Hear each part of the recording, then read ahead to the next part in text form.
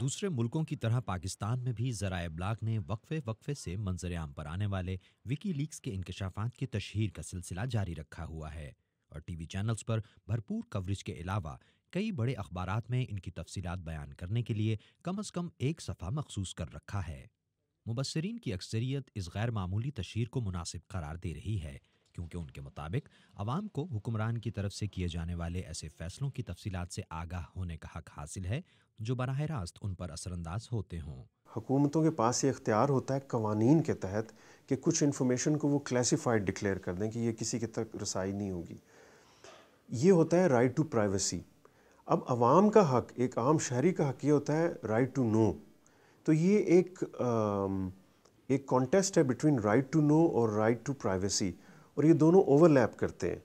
اور یہ پھر میڈیا کے پاس چیلنج یہ ہے کہ کس حد تک وہ عوام کے لیے انفارمیشن حاصل کرے، ایون وہ انفارمیشن جو کلاسیفائڈ ہو، کیونکہ بالآخر تو media watch dog of public interest ہے، ناٹ گورنمنٹس انٹرسٹ۔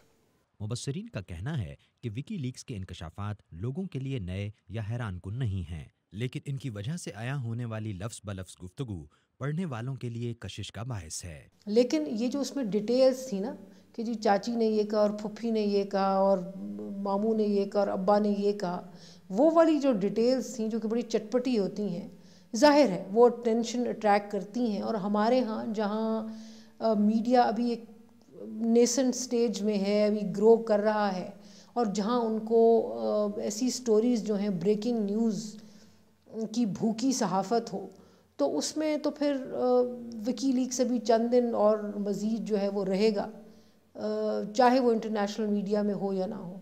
تاہم اس پہنچال کے دوران پاکستانی میڈیا میں بھارتی فوج کے حوالے سے من گھڑت انکشافات بھی سامنے آئے جن کا وکی لیک سے کوئی تعلق نہیں تھا اور جن کی اشاعت پاکستانی ذرائع ابلاغ کے لیے شرمندگی کا باعث بنی۔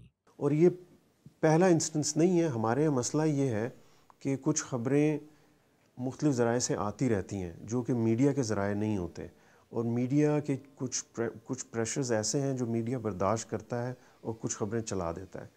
یہ تو وہ ایک خبر ہے جو پکڑی گئی۔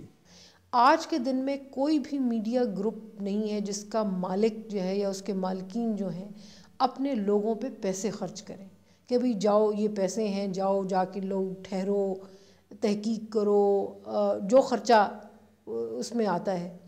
تو جب لوگوں نے ان کے لوگوں نے، اخبار والوں نے، میڈیا والوں نے خبریں جو ہیں وہ نکلوانی ہیں اور خود سورس بننا ہے خبر کا، تو پھر یہی ہوتا ہے جو کہ اس فیک وکی لیکس میں آپ کو سامنے نظر آیا۔ اور یہ صرف پاکستان کا مسئلہ نہیں ہے، یہ مسئلہ اس وقت بہت سارے ممالک کا ہے، اور ساؤتھ ایشیا میں یہ بالکل ایک چیز ہے کہ الیکٹرانک میڈیا کی وجہ سے سارے میڈیا کا مزاج بدل گیا ہے۔ وکی لیکس کے انکشافات کی وجہ سے پاکستانی سیاست کے اہم کرداروں کی ساکھ کو نقصان بھی پہنچا اور اس کے باعث ہونے والی پریشانی کی جھلک ان کے بیانات میں بھی دیکھنے کو ملی۔